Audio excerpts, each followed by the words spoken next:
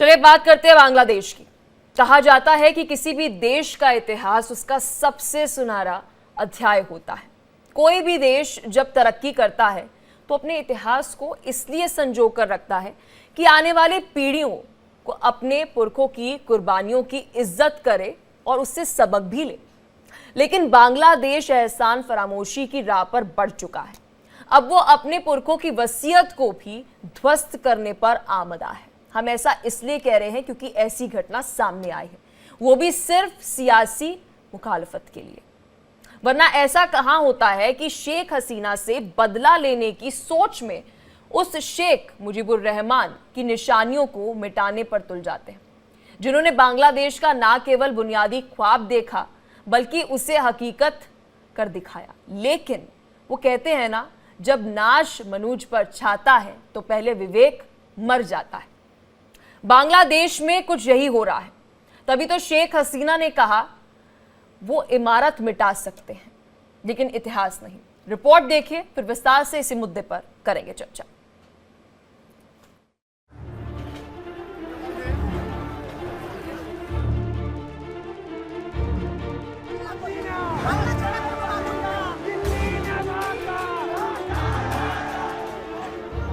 ये तस्वीरें हिंदुस्तान की नहीं, बांग्लादेश की हैं, जो अपने ही इतिहास को कुचलने पर आमादा है। क्योंकि जिस ठिकाने पर यह बुलडोजर गरज रहा है, बरस रहा है, वो बांग्लादेश का जीवंत इतिहास शेख मुजम्मिल रहमान का बंगला है, जिसे बांग्लादेश की सरकार ने म्यूजियम घोषित किया हुआ है। लेकिन बांग्लादेश में कट्टरपंथियों का उन्माद इस हद तक चरम पर पहुंच चुका है, अब वो उस इमारत की इबारत को मिटाने पर तुल गए हैं, जिसकी बदौलत बांग्लादेश वजूद में आया।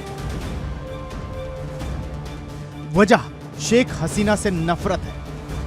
असल में शेख हसीना की पार्टी अवामी लीग की स्टूडेंट इकाई ने ऑनलाइन शेख हसीना के संबोधन का कार्यक्रम बुधवार की रात 9 बजे रखा था, जिसकी भनक कट्टरपंथियों को लग गई। फिर क्या था, बड़ी तादाद में कट्टरपंथी और प्रदर्शनकारियों ने धान मंडी 32, जो कि मुजीबुर रहमान का बंगला है, वहां जुटना शुरू कर दिया। सैकड़ों प्रदर्शनकारियों ने धान मंडी 32 पर धावा बोल दिया और इसे फावड़े और हथौड़ों से तोड़ना शुरू कर दिया। बाद में इसमें आग लगा दी। रात 9:30 बजे इस बिल्डिंग में आग लगा दी गई और आधी रात के थोड़ी देर पहले एक क्रेन और एक खुदाई करने वाली मशीन वहां पहुंच गई। इसके बाद रात 2 बजे के आसपास बिल्डिंग का एक हिस्सा गिरा दिया गया। सिर्फ मुजीबुर रहमान के बंगले को निशाना नहीं बनाया गया, बल्कि इसी इलाके में पड़ने वाले शेख हसीना के शौहर के बंगले सुधा सदन में भी तोड़फोड़ की गई।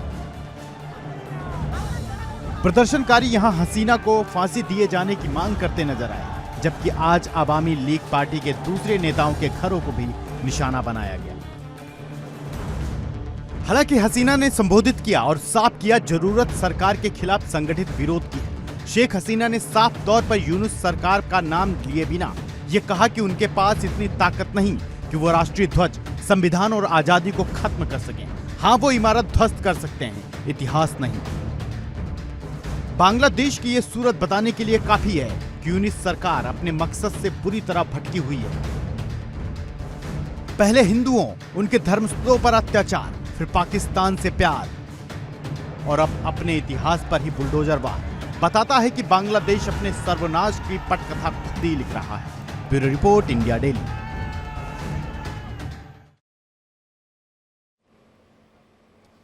चलिए विस्तार से इसी मुद्दे पर चर्चा करते हैं। मेहमान हमारे साथ जुड़ चुके हैं। लेफ्टिनेंट जनरल संजय कुलकर्णी हमारे साथ डिफेंस एक्सपर्ट है, ब्रिगेडियर शरदेंदु डिफेंस एक्सपर्ट हमारे साथ हैं। साथ ही हमारे साथ शोएब चौधरी वरिष्ठ पत्रकार बांग्लादेश से जुड़ चुके हैं।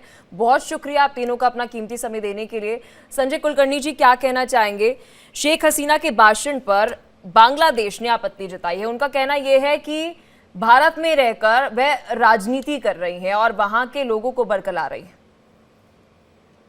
ये तो सरासर झूठ और सरासर मैं कहूंगा कि ये एक तरीके का एक बहाना जो जिसके द्वारा इस तरह के जो इतिहास मिटाने की कोशिश की जा रही है वो भयानक है। क्यों मैं इस शब्द का इस्तेमाल कर रहा हूं? क्योंकि बांग्लादेश जो है ये बंगालियों का अस्तित्व, बंगालियों की अस्मिता वो आप मिटा नहीं सकते, चाहे वो कितने भी हो।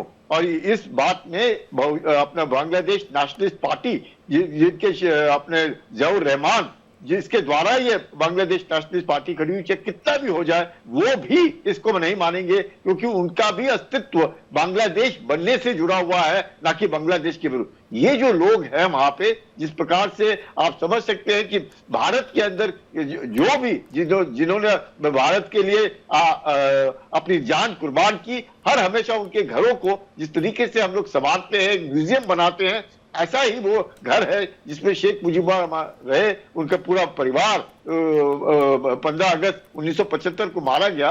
और उस घर को इस तरीके से बर्बाद करना, ये कहना कि शेख हसीना ने जो बातें कही, उन्होंने क्या कहा? उन्होंने सिर्फ यही कहा कि बांग्लादेश के अंदर जो तत्व है वो बिल्कुल ही एक आतंकी उनकी मानसिकता है और ये ठीक नहीं है बांग्लादेश के लिए। लेकिन बांग्लादेश के अंदर और वहां पर जिस प्रकार से आईएस का फ्लैग दर्शाया गया और झंडा लहराया गया, वो साफ दर्शाता है कि मानसिकता जो है आज बांग्लादेश में मजहब ज्यादा आगे चला गया है बनिस्बत बंगाली अस्तित्व और उनकी अस्मिता जो है वो दोनों के बीच में जो कश्मकश चल रही है वो साफ दिखाई दे रही है, जिसमें पाकिस्तान का आईएसआई हाथ में है। और ये एक मैं कहूंगा विडंबना है कि आईएस का झंडा लहरा रहा है, आईएसआई का वहां पे बीच में जिस प्रकार से दखलंदाजी है, जमात जिस तरीके से काम करी है, शेख मुजीबुर रहमान यानी कि पूरा इतिहास जो बांग्लादेश का है उसको मिटा रहे हैं। वो चाहते क्या है? एक जरूर मैं कहूंगा, आपका कहना ठीक है, एक तरीके से अगर हम कहें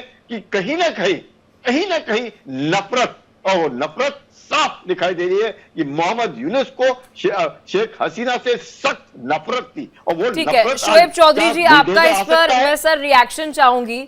बांग्लादेश की स्थिति की अगर अभी हम बात करें सर, देखिए दो सवाल जहन में। एक, क्या यहाँ पर शेख हसीना एंड फैमिली की जो मोनोपोली है उसको खत्म करने की कोशिश जो है वह की जा रही है कि चलिए इतिहास ही मिटा देते हैं वहां पर, या फिर इस वक्त बांग्लादेश की स्थिति इस तरह की है कि आपकी इंटरनल सिक्योरिटी जो है वो देश में है ही नहीं, जिसका जो मन आ रहा है मंदिर में आग लगा देता है, फॉर्मर पीएम के घर पर आग लगा देता है, तो इंटरनल सिक्योरिटी तो है ही नहीं देश में।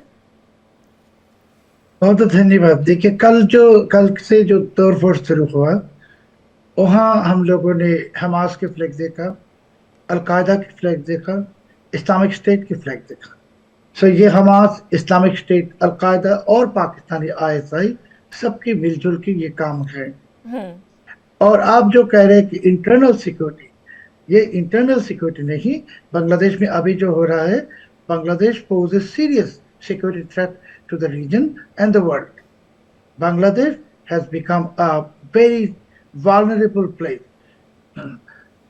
Secondly, आपने जो शेख हसीना के जो मोनोपोली वगैरह के बारे में कहा, जैसे हमारे सम्मानित जनरल कुलकर्णी साहब ने कहा कि ये जो यूनुस है, इनके दिल में शेख हसीना के लिए एक नफरत है, ये तो सही है। और इनके ये नफरत के साथ दूसरा जो चीज मिल गया, जो पाकिस्तान के दिल में शेख मुजीब के लिए और हमारे जैसे बंगाली के लिए बहुत ही गहरा नफरत है। और कल जब यह तोड़फोड़ शुरू हुआ, आप देखेंगे कि पाकिस्तान में बहुत सारे सोशल मीडिया अकाउंट से दे आर सेलिब्रेटिंग, और ये भी वो कह रहे हैं कि अभी 2 स्टेट्स पॉलिसी फॉर्मूला हम इम्प्लीमेंट कर दे, या बांग्लादेश पाकिस्तान एक साथ फिर से कॉन्फेडरेशन बना ले।